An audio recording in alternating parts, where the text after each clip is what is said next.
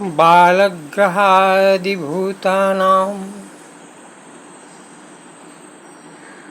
बालानां शान्तिकारकं संघात भेदे च नृणं मैत्रीकरणमुत्तमम्।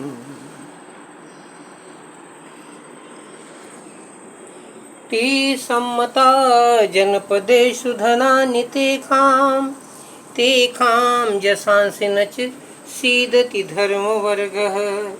धन्यास्त एव निबिदात्मजभृत्यदारा जेखां सदाभ्युदयदा भवती प्रसन्ना। माँ, परसों से आपकी मैंने स्मरण किया और मैं प्रार्थना किया, माँ मेरे हृदय में मेरे गुरुदेव जी के द्वारा दिया हुआ मंत्र सतत चलता रहे और मेरे बाल मुकुंद जिनको मैं बचपन से ही अपने हृदय में रखा हूँ, इनका नित्य दर्शन होता रहे। यह वृंदावन धाम है जहाँ श्री बाल मुकुंद जी सूक्ष्म हैं, अति छोटे, बलराम जी हैं और श्री गुरुदेव जी हैं। श्री राधा कृष्ण तुलसी निकुंज में ये दर्शन कर रहे हैं और जो हमारे हृदय में विराजमान रहते हैं मेरे जय श्री बाल कृष्ण जी। इन्होंने सोचा कि मैं इनके साथ कैसे नाटक करूं। नाटक करने की आदत है इनकी, इसलिए मैं इनको कहता हूं, जो लीला लास्य संलग्नो गतो लोलोपि लोलताम तम लीला बपिखम बालम वंदे लीलार्थ सिंधये। अब इनकी लीला ये है, कहते हुए भी जबान खुल नहीं रही है, परंतु माँ की कृपा है। वही माँ है। संसार में जितनी भी शक्तियाँ हम लोगों के शरीर में काम कर रही हैं और बाहर से भी काम कर रही हैं, जिससे हमें सब कुछ सीखने को मिलता है, माँ का स्वरूप शक्ति है। मेरे हिसाब से माँ गीता है जो ज्ञान देती हैं, तत्व ज्ञान देती हैं, हमेशा प्रसन्न रहना सिखाती हैं। वही गीता मेरे यहाँ मेरे चचेरे बहन होकर के आई और कल वह वैकुंठ धाम को चली गई है। कल से उनके जाने के बाद ही हम लोगों ने प्रयास किया किसी प्रकार का आनंद प्राप्त करने का। भगवान का स्मरण मंत्र जाप भी नहीं कर सका। जब भी ध्यान किया तो वह मेरी बहन गीता हम लोगों की आंखों के सामने आ जाती थी। यही भगवान कहते हैं, एक मुनि हुए सौरभ मुनि जी, उन्होंने कहा मेरी इंद्रिय शक्ति पर मेरा विश्वास हो गया है कि मैं इसको जीत लूँगा। मेरे ऊपर भगवान की माया का कुछ प्रभाव नहीं पड़ेगा। परंतु भगवान तो साथ में ही रहते हैं। जो उनको परम प्रिय होता है,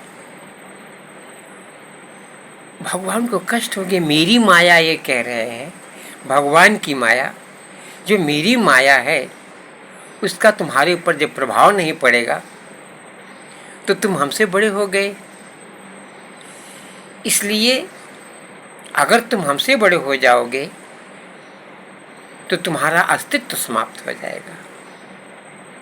इसलिए हमसे बड़े बनने की कोशिश करोगे तो मैं तो सोचता हूँ तुम हमसे बड़े रहो, परंतु मर्यादा का ध्यान रखते हैं।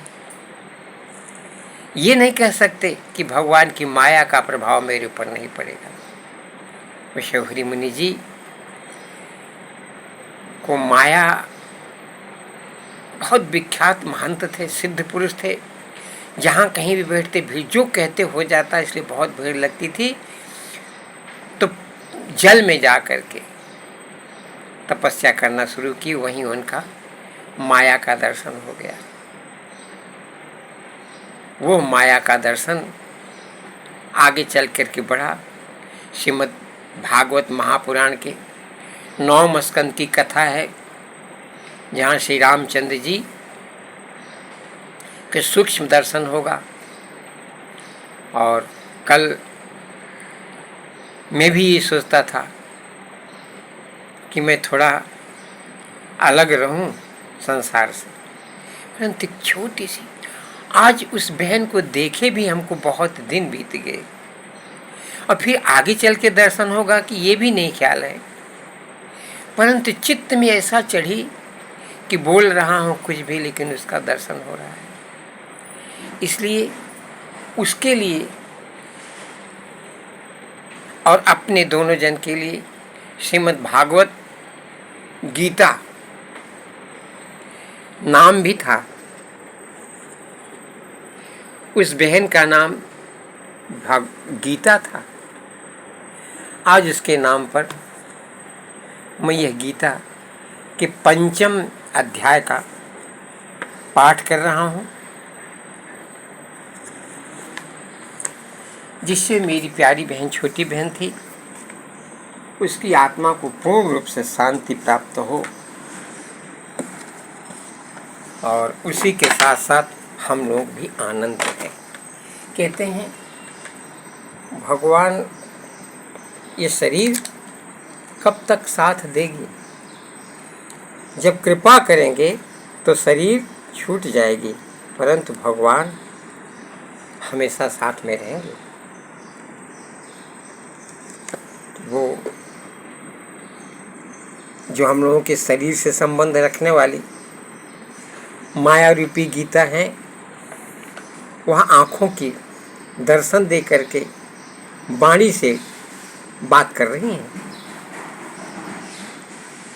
ओम अस्य श्रीमद्भगवद गीता माला मंत्र से भगवान वेद व्यास ऋषि अनुष्टुप छंद श्री कृष्ण परमात्मा देवता असोच्यानंद सोच्यस्तम प्रज्ञावदान सभाक्षित बीजम सर्वधर्मान परित्यज मामेकं शरणं व्रज शक्ति अहम त्वा सर्वपापेभ्यो मुक्त्यै खाम कीलकम नैनम छिंदन सस्तानि नैनम दहत पाव कहितंगुष्ठाभ्याम नमः न चैनम क्लेदयन्त्या पुनश्चतमततजनीभ्याम नमः अछेद्ययम दाह मध्यमाभ्याम नमः नित्य नामक्याभ्याम नमः पश्चिमे पार्थरूपाणि सस्वकंटकाभ्याम नमः नाना विधान दिव्यानि नाना वर्णकृतंच करतलपृथ्याभ्याम नमः नैनम छिंदन सस्तानि नैनम दहत पाव हृदयाय नमः न चैनम क्लेदयन्त्या पुनश्चतमता शिष्य स्वाहा छेद्ययम दाह्यम शिखाय भूक नित्य सर्वगतः कचाय होम पश्चिमे पाह्य तत्व नानास्थापय ओम पार्थाय प्रतिबोधितां भगवता नारायणेन स्वयं व्यासेन गथितं पुराणमुनिना मध्ये महाभारतम् अद्वैतामितवर्षिणीं भगवतीमष्टादशाध्यायिनी मम बत्वां मनसंदधाम भगवद्गीते भगवद्वेषिणीं नमोस्तुते व्यास विशाल बुद्धे पुल्लारविन्दायत पत्रनेत्र येन त्वया भारत तैल पुण्य प्रज्वलितो ज्ञानमय प्रदीप प्रपन्न पारिजाताय ज्ञानमद्वसुदेवस्तं देवं कंसचाणूरमर्दनं देवकी परमानंदं कृष्णं वंदे जगद्गुरुं भीष्मदूर्तटा जयद्रजला गांधार नीलोत्पला शालग्राह्यवती किपेण बहनी कर्णेन बेलाकुला अश्वत्थाम विकर्ण घोर मकरा दुर्योधनावर्तनी श्रोत्रेण खल्पाण्डवैरणदेकैवर्तकः केशवः पाराशैजमच सरोजममलं गीतार्थगन्धोत्कं नानाख्यान केसरं हरिकथा संबोधना बोधितं लोके सज्जन खट्पदैर्हरः पेपीयमानं मुदा भूयात् भारत पंकजं कलमलपद्धंसिनः शैशो मूकं करोति वाचालं पंगुं लङ्घयते गिरिं यत्कृपातमहं वन्दे परमानन्दमाधवम् यं ब्रह्मा वरुणेन्द्ररुद्रमरुतः स्तुवन्ति दिव्यैस्तवैर्वेदैः साङ्गप्रदकमप्नोपनिषदैर्गायन्ति यं सामगाः ध्यानावस्थितजगतेन मनसा पश्यन्ति यं योगिनो यस्यान्तं न विदुः सुरासुरगणा देवाय तस्मै नमः। मेरी बहन का शरीर बनारस में विश्वनाथ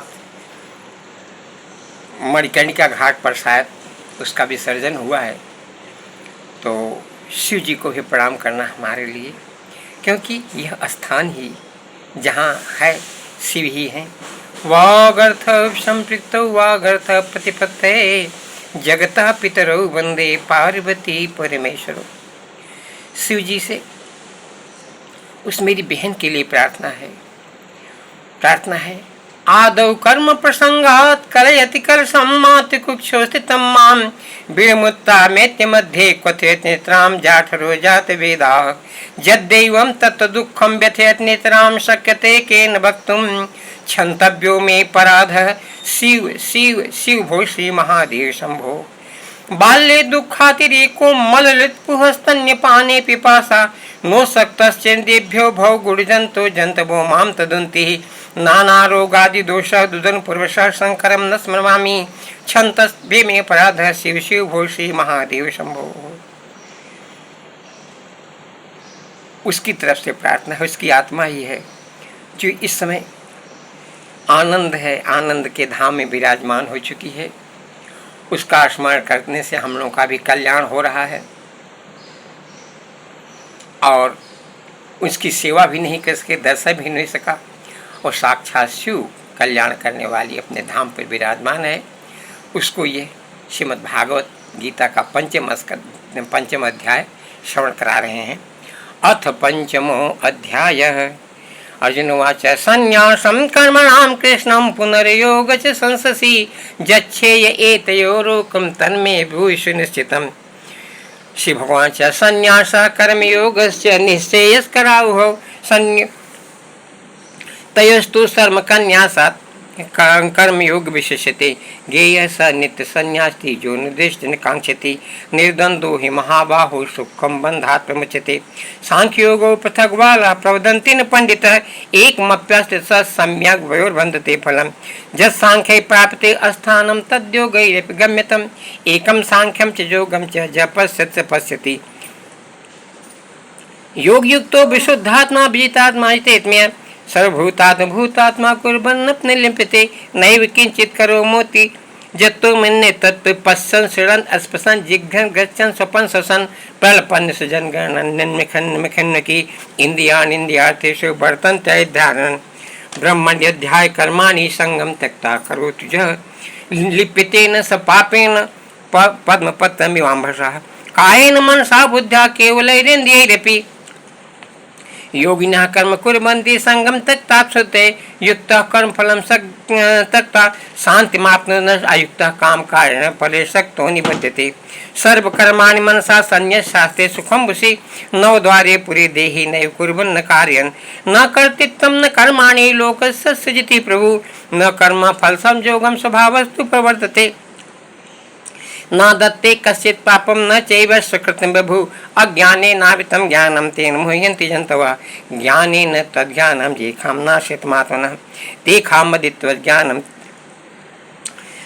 ज्ञानादुत्कल्मकः विद्या विनय संपन्ने ब्राह्मणे गभस्ने सुञ्चैव सपाके च पंडितः समदर्शनः इहैव तत्सर्गो जेखां सम्मिश्रं मननेदो सम्मिश्रं ब्रह्म तस्मात् ब्राह्मण चैतं न प्रहिष्येत् प्रिय प्राप्तं नो दुजेत् प्राप्य चाप्रियं स्थिर बुद्धि सम्मूढो ब्रह्मविद् ब्राह्मणिस्तः बाह्य स्पर्शोक्ता विन्देत्यात्मन च सुखं स ब्रह्मयोगयुक्तात्मा सुखम् अक्षयमस्ते जे हि संपर्शजा भोगा दुःखियो न एव त आद्यन्तवन्तः कौन्तेय न ते शूरं ते बुधः शक्नोति हैव जसोढुं जह शरीर विमोक्षात् काम क्रोधोद्भवं वेगं सयुक्तः स सुखी नरः ज्योन्तः सुखोऽन्तरारामस्तथान्तः ज्योतिरेव स योगी ब्रह्मनिर्वाण ब्रह्मभूतोऽधिगच्छति लभन्ते ब्रह्मनिर्वाण मृख्य क्षीणकल्मकः छिन्नदृष्टात्मानं सर्वभूतहितो रथः काम क्रोध वियुक्तानां यतीनां यच्चेत्साम् अभितो ब्रह्म निर्वाणं वर्ते वित्तात्मनां